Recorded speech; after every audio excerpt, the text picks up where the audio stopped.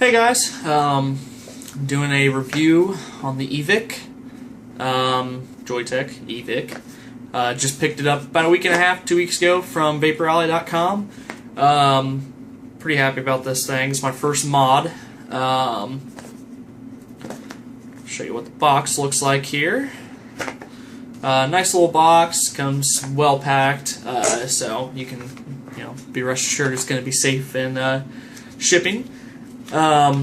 Your tube and head will come in this little tray, and then all of the parts will come in their own individual little box. The battery, the charger head, whatever. It'll all be in the box down there. You'll get a couple manuals. There is no software included with it, but you can download that from Joyetech's website. Not a big deal. But who cares about the box, right? Got the battery. It is, a Samsung, like it should be. I believe it's advertised that way.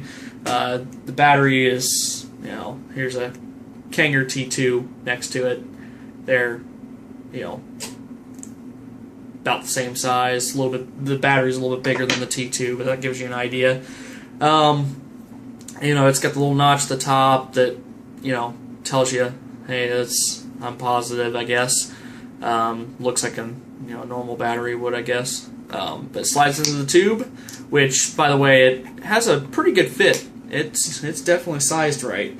Bottom has a nice little spring in it, real big spring, really. It's like the bottom of a flashlight, pretty much.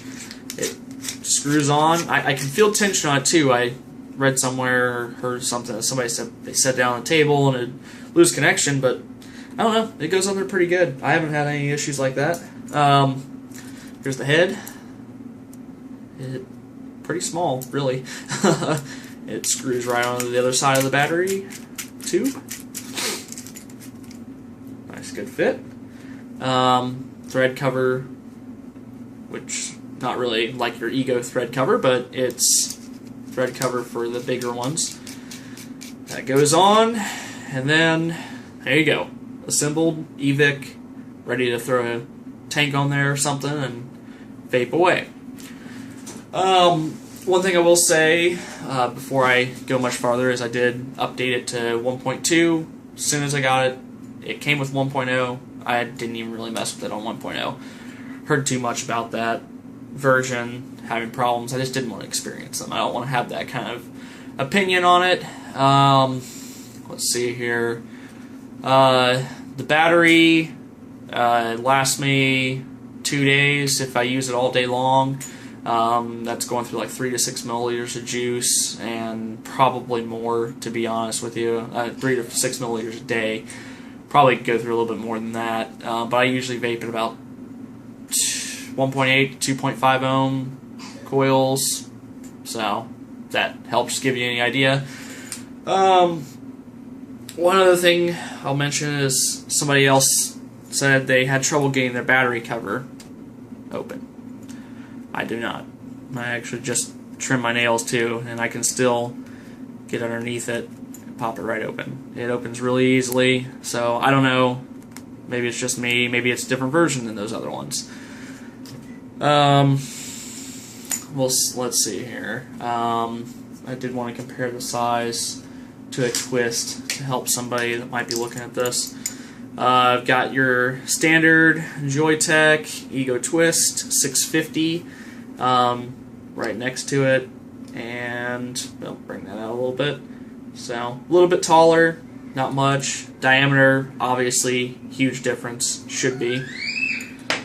Go ahead and throw a tank on here.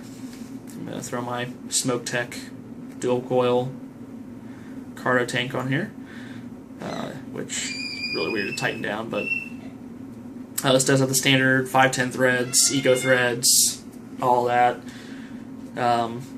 Mine does suffer from the loose switch issue.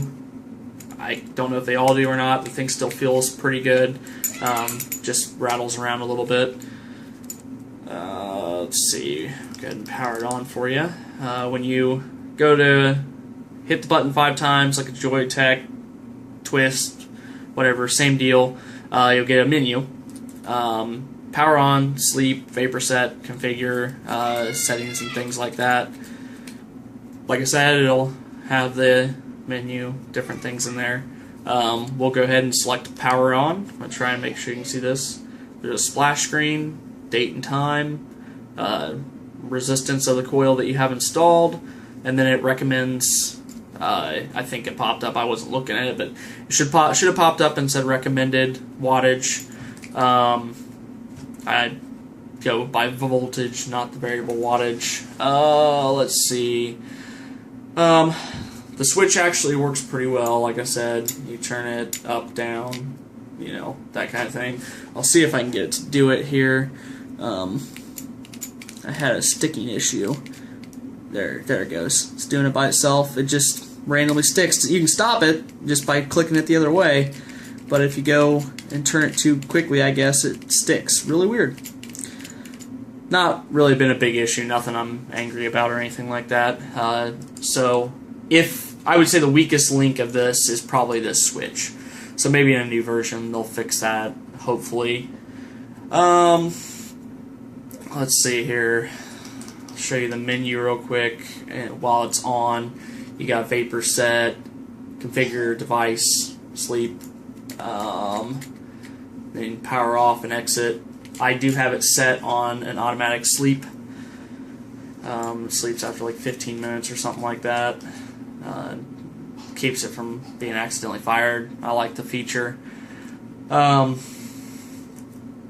Fits just about every tank that I put on there. My T2, T3, VV Nova Mini, this DCT, obviously.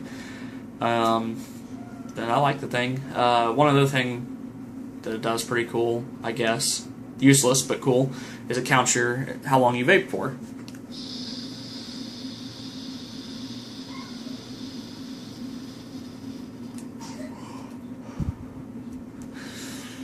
.5 seconds. I don't really know what the point of it is. There's record keeping on the software. I haven't really messed with it too much. I've gotten to it, kind of looked around at it. It's pretty nice looking software. Nothing crazy, but nothing horrible either. It was really easy to update it. Plugged right in, detected it. Didn't have to do a whole lot. Worked pretty flawlessly. My overall opinion on this thing is it's a great device. I feel like it was worth the money. I'm not upset about how much I spent on it. I do want to try some other mods just to kind of try them. You know how this hobby goes. I may actually do a tutorial on this in a couple of weeks. Once I get to know it real well, I want to play around with the software a little bit more. And I'll explain in detail of how to do things in the menu, how to set your settings, various different things. I will show you one cool trick that I accidentally fell upon. It probably is in the instruction manual, but if you turn the ring counterclockwise and hold it, it'll switch to puff count and how many puffs you have left, along with you have your battery life, but then it says I have 358 puffs until it's dead. Hold it again, date and time, hold it again, back to wattage and resistance. But, it's kind of cool. I like it. But if you're interested in it, I don't see anything bad enough to tell you no, don't buy it. The thing seems well built, feels sturdy. I've tipped it over a couple times. I haven't dropped it, so I'm not planning on doing a drop test. So don't look forward to a video on that. I don't have the money to afford another one. So, but it seems pretty sturdy. It could probably take a fall or two. But as with any electronic, even your phone, it can take a drop, but it's luck of the draw, and I'm sure it's the same with this thing. But if you guys like this video, hit like, subscribe. Let me know in the comments if you want me to do the tutorial, if it's something you're interested in. I kind of want to see some interest in it. I don't have a whole lot of time outside of work and family and things like that, so, but if you guys want to see it, I'll do it. I'll explain everything to you. So, hopefully you guys like this, and happy vaping.